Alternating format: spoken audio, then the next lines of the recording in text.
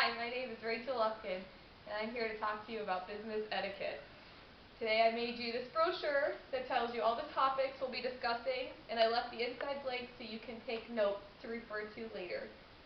And on the back, there's a little quote that says, "There are no secrets to success. It's the result of preparation, hard work, and learning from failure," by Colin Powell. So you can just take your notes in there. Okay. I'm here to help you on business etiquette, like I said. It's a common sense subject, but there's a lot of things you may not know, and I'm going to fill you in on all of that. First, I'd like to thank you for taking the time to be here.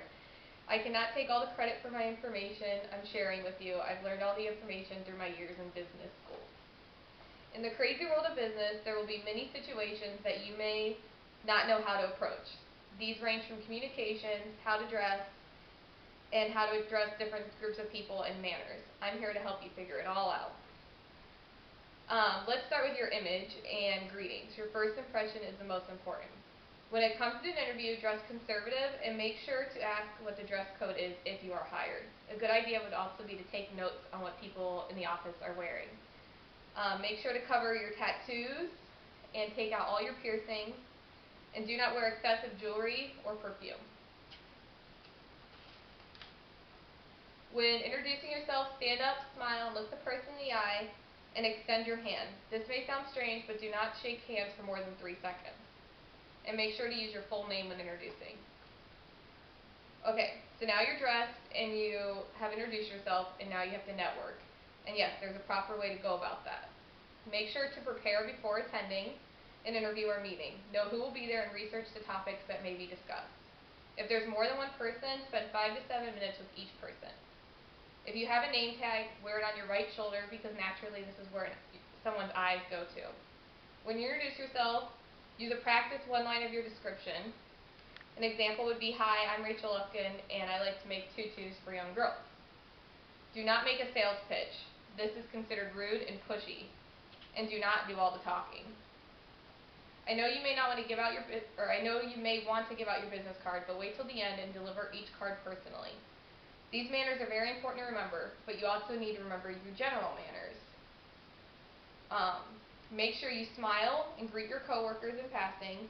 Also make sure you always share recognition for group projects. It is important to respect a person's space when talking to someone. Stand at least 18 inches away from a person when speaking to them. There are going to be times when you need to make doctor's appointments and dentist appointments. Try to make these appointments for either the end of the day or the beginning of the day, and ask to make the time up during lunch or to stay later after work. Do not address coworkers with nicknames like Babe and Dear, and do not enter a closed office of a superior or coworker. If you have to, just knock.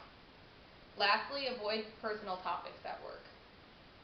An important part of your day will be interacting with your superior.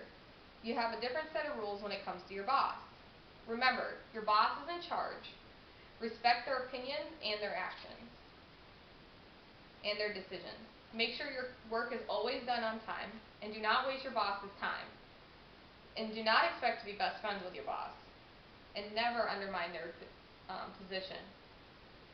Also, never feel that you need to lie for your boss either. You need to remember to expect to earn respect from clients and workers, and you need to be polite to everybody.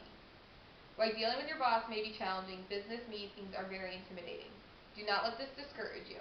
With the proper preparation, they will go very smoothly. Give an agenda at least 2 days in advance. If you're a participant, read the agenda and be prepared. Always be on time and wait to be seated, if needed. Make sure you greet others and introduce yourself, just like we discussed earlier. Do not leave the meeting early unless for a good reason. Maintain proper posture, and do not do things like comb your hair and apply lipstick during the meeting. Make sure to contribute and clean up after yourself. I know this is a lot, and I hope you guys are still sticking with me. Now the dreaded topic of angry customers. Like it or not, wherever you work, there's always going to be one. Once you understand they just need your help, the situation will be easier to deal with. Let the customers make their complaints without interrupting. I know this is hard, but you can handle it. Do not judge them, just listen, and be polite and do not take the complaining personally. Never promise more than you can deliver. Explain the steps you're going to take to resolve the problem and not the steps you cannot take. Customers are going to be angry from time to time, and you need to remember, if you stay calm, everyone can be happy in the end. Part of your everyday will be making phone calls and sending emails. These are different from the ones you do with your buddies. Plan your phone call so you remember what points to make. Write them down if needed. Remember, no one can see you. Make sure to be cheerful and speak slowly, even when you're rushed. It is important to let the person know if they are on speaker or if others are in the room. Do not eat while you're on the call. They can tell. And do not do other work either. Do not interrupt the call for another call. If using a cell phone while driving and making a business call, pull to the side of the road. Be courteous to others and talk softly. You still with me? Okay, good. Now let's talk about email. We are almost there. Take your time on the email. Make sure it's correct, concise, and clear. Use a clear subject line so people don't send it to junk mail, and make sure it gets opened. Assume all email is monitored. And lastly, get the person's approval before forwarding the email to anybody else. You may be asked to attend a business dinner. This is great, but remember, there are important steps to take. These are not a casual dinner. They are business opportunities, and you must have manners and professionalism.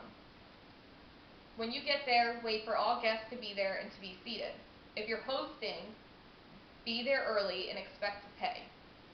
Order an easy-to-eat dish and make sure it's reasonably priced. Your meal should never cost more than your host's meal. And do not order beer, wine, spirits, appetizers, or desserts unless the host does. Use table manners. You'd be surprised how many people forget this. Last but most important, thank your host for dinner at the end of the meal and send them a thank you note. We have talked about a lot, but it's all important to your business success. Proper etiquette is key. Everything from manners to the way you dress and the way you communicate is important. I hope everyone learned a lot today, and you will be a natural in no time. At this time, I would like to answer any questions you may have.